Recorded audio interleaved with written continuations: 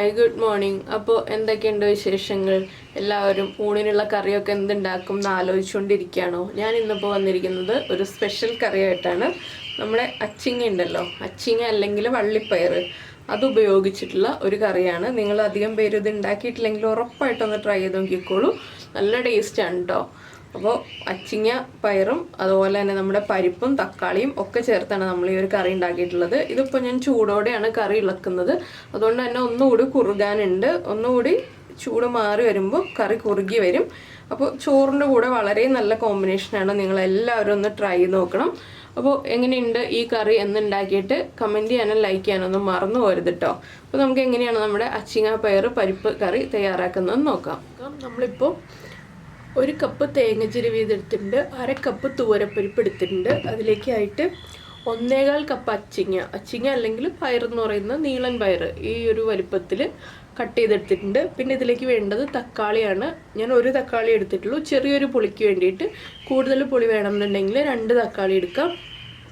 അപ്പോൾ ആദ്യം നമുക്ക് ഈ പരിപ്പൊന്ന് കുക്കറിൽ കുക്ക് ചെയ്യാൻ വയ്ക്കുക. പരിപ്പും അച്ചിങ്ങയും ചേർത്ത് കുക്കറിൽ കുക്ക് ചെയ്യാൻ വയ്ക്കരുത്, അച്ചിങ്ങ ഉടഞ്ഞു പോവും. അതുകൊണ്ട് തന്നെ പരിപ്പ് കുക്കായി കഴിഞ്ഞിട്ട് അച്ചിങ്ങ വേറെ വേവിച്ചെടുക്കുകയാണ് നല്ലത്. തക്കാളിയും അതിന് ശേഷമാണ് ചേർക്കേണ്ടത്. അപ്പോൾ ആദ്യം പരിപ്പ് മഞ്ഞൾപ്പൊടി മാത്രം ചേർത്ത് നമുക്ക് കുക്കറിലൊന്ന് വേവിച്ചെടുക്കാം. ഇപ്പോൾ നമ്മൾ കുക്കറിൽ വെള്ളം വെച്ചിട്ടുണ്ട്. ഇതിലേക്ക് നമ്മൾ കഴുകി വൃത്തിയാക്കി വെച്ചിരിക്കുന്ന തൂവരപ്പരിപ്പ് ചേർക്കാം.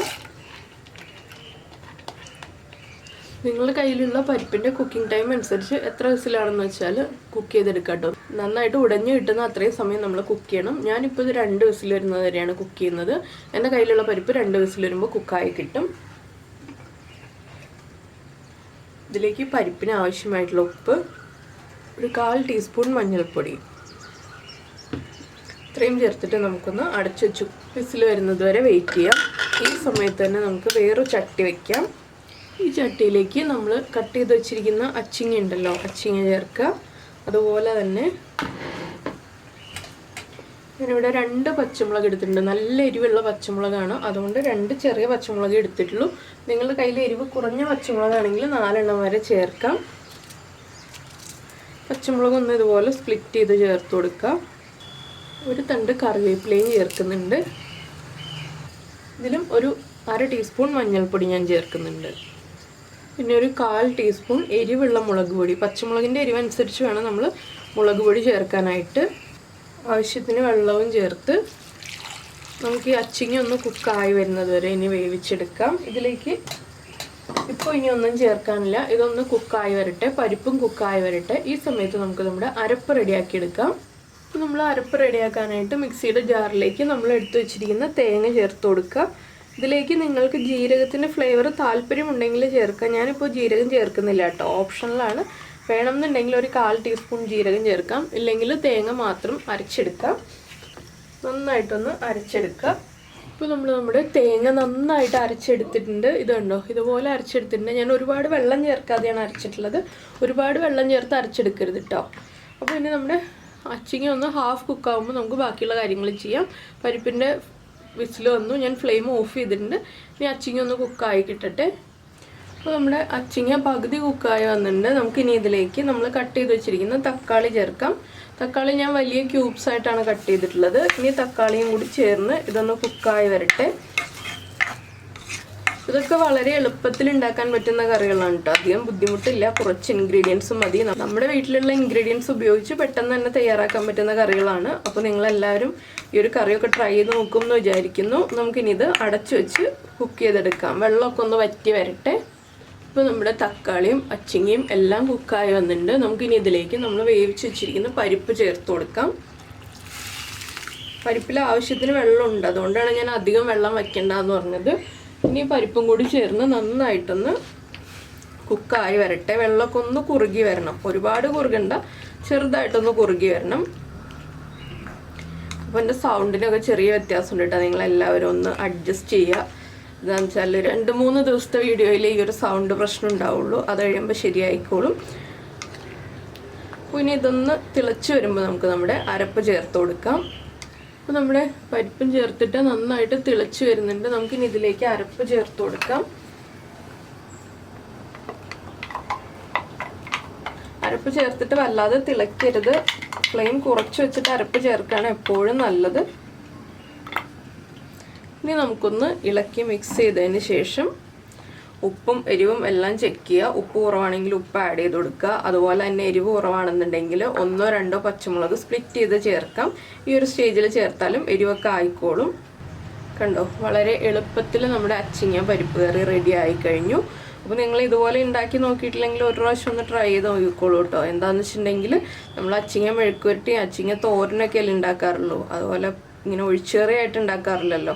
അപ്പോൾ എന്തായാലും എല്ലാവരും ട്രൈ ചെയ്ത് നോക്കുമെന്ന് വിചാരിക്കുന്നു. പിന്നെ നമ്മുടെ ചാനൽ ആദ്യമായിട്ട് കാണുകയാണെങ്കിൽ നമ്മുടെ വീഡിയോ പ്രസൻറ്റ് ചെയ്യുന്ന രീതിയൊക്കെ ഇഷ്ടമായി എന്നുണ്ടെങ്കിൽ നമ്മുടെ ചാനലൊന്ന് സബ്സ്ക്രൈബ് ചെയ്ത് സപ്പോർട്ട് ചെയ്യണേ.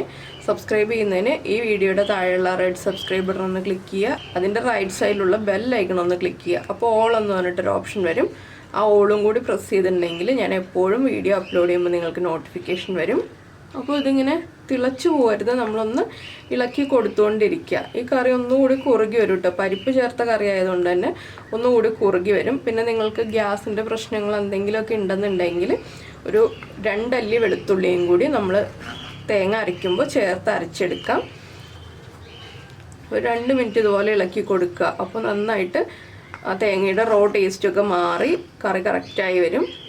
പിന്നെ ഇതിലേക്ക് നമുക്ക് വറവിടാനായിട്ട് വറ്റൽമുളക് വേണം, അതുപോലെ തന്നെ ഉള്ളി വേണം, പിന്നെ നമ്മുടെ കടുകും. നമ്മുടെ ഇവിടെ എല്ലാ കറികളിലും ഒരുവിധം ഉള്ള കറികളിലെല്ലാം വറവിടുമ്പോൾ ഉള്ളി ചേർത്തിട്ടാണ് വറവിടാറ്. അതിനൊരു പ്രത്യേക ടേസ്റ്റാണ് കേട്ടോ. നിങ്ങൾ അതുപോലെ ഉള്ളി ചേർത്ത് വറവിടാറില്ല എന്നുണ്ടെങ്കിൽ ഒന്ന് ഉള്ളി ചേർത്ത് വറവിട്ട് നോക്കിക്കോളൂ. അപ്പോഴാണ് അതിൻ്റെ ആ ഒരു ടേസ്റ്റ് ഡിഫറൻസ് മനസ്സിലാവുക. ഈ കറി ഇവിടെ ഇരുന്ന് ചൂടാവട്ടെ, നമുക്ക് വറവിടാനുള്ള കാര്യങ്ങളൊക്കെ നോക്കാം. അപ്പോൾ നമ്മൾ വറവിടാനുള്ള പാൻ വെച്ചിട്ട് പാൻ ചൂടായി വന്നിട്ടുണ്ട്. നമുക്കിതിലേക്ക് വെളിച്ചെണ്ണ ചേർത്ത് കൊടുക്കാം. വെളിച്ചെണ്ണയിലേക്ക് 1 ടീസ്പൂൺ കടുക് ചേർക്കാം. നമ്മളൊരു 4-5 ഉള്ളി എടുത്ത് വെച്ചിട്ടുണ്ട്, റൗണ്ടിൽ കട്ട് ചെയ്തിട്ട് അതും കൂടി ചേർത്ത് കൊടുക്കാം. അതുപോലെ തന്നെ 2-3 വറ്റൽമുളക്,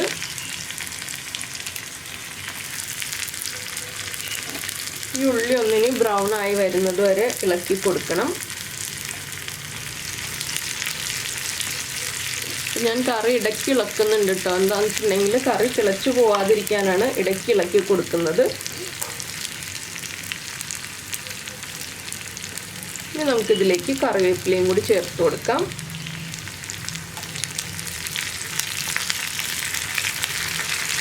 ഉള്ളിയുടെ കളറൊന്ന് ലൈറ്റ് ബ്രൗൺ ഷെയ്ഡായി വരുന്നത് വരെ ഇളക്കി കൊടുക്കുക. അതിനുശേഷം നമുക്ക് കറിയിലേക്ക് വറവ് ചേർത്ത് കൊടുക്കാം. പിന്നെ നിങ്ങൾ കറി ഉണ്ടാക്കി വരുമ്പോൾ കറിക്ക് കളർ കുറവായിട്ട് തോന്നുകയാണെങ്കിൽ ഈ ഒരു വറവിലേക്ക് നമുക്കൊരു 1/4 ടീസ്പൂൺ മഞ്ഞൾപ്പൊടി ചേർത്ത് കൊടുക്കാം. ഞാനിപ്പോൾ ചേർക്കുന്നില്ല, കളർ കുറവാണെങ്കിൽ ഉള്ള കാര്യം പറഞ്ഞു എന്നേ ഉള്ളൂ.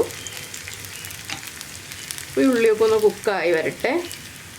ഇപ്പോൾ നമ്മുടെ ഉള്ളിയൊക്കെ ഒന്ന് ബ്രൗൺ ആയി വരുന്നുണ്ട്. നമുക്കിനി ഇത് കറിയിലേക്ക് ചേർത്ത് കൊടുക്കാം.